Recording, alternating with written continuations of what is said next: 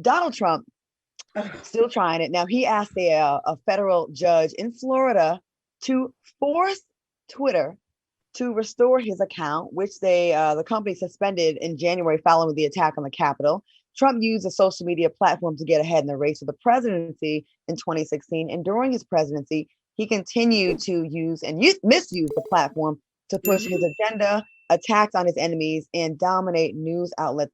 Based on all of his past history, should he be allowed to be back on Twitter? What do y'all think? He just keep pushing his agenda. He keep using Florida because that's where he live and that's where he think he got all the power at and everything. But oh no, see, with being the president holding the highest position in the world, and you supposed to be an example and you just misused it the way that you did, then I would be afraid, because he's such a person that says exactly what he wants to say no matter what and when you are, because there's a time and place for everything. And when the president don't have it, then who the heck are you supposed to follow? You know what I mean? So I think you just keep them silent.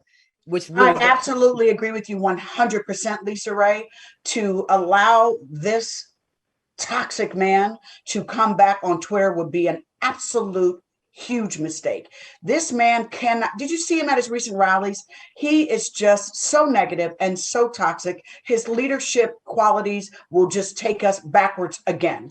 And I think for the country to continue to move forward, they just can't allow it because he's going to abuse it. Facts. Selena, what do you think?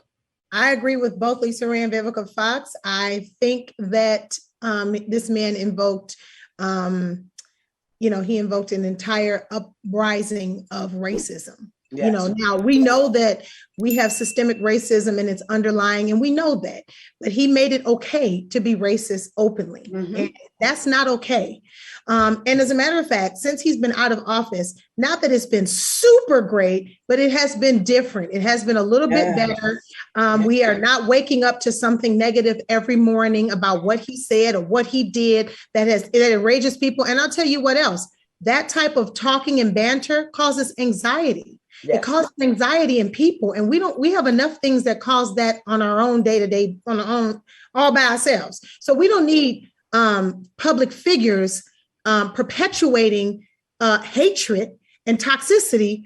We don't need that. So he doesn't need that. He doesn't need Instagram. Go do something for a charity. Go be useful somewhere else. We don't need you down to the Instagram. We got enough haters.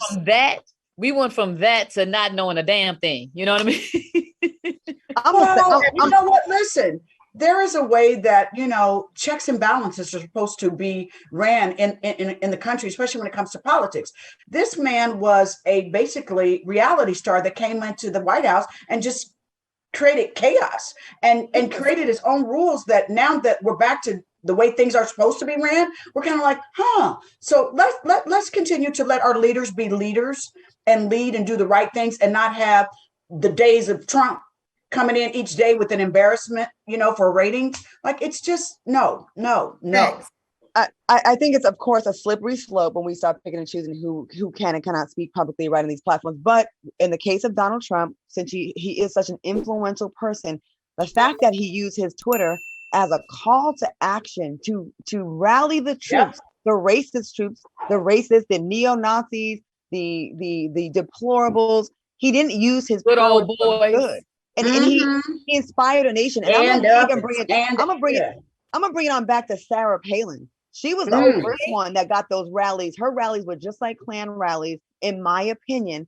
She was the one that kicked it off, and Trump picked up that baton and ran for the finish line. And when he did not check those insurrectionists and let it just go down and seem to sit back and with glee, he proved that he's not a responsible leader and a responsible person to even have Twitter.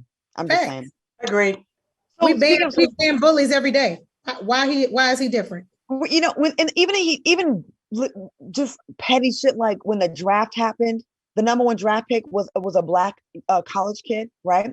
And he didn't congratulate the black kid. He congratulated the second draft pick, with the number 2 draft pick, which was a white boy. And I'm like, oh my God, give the college kid.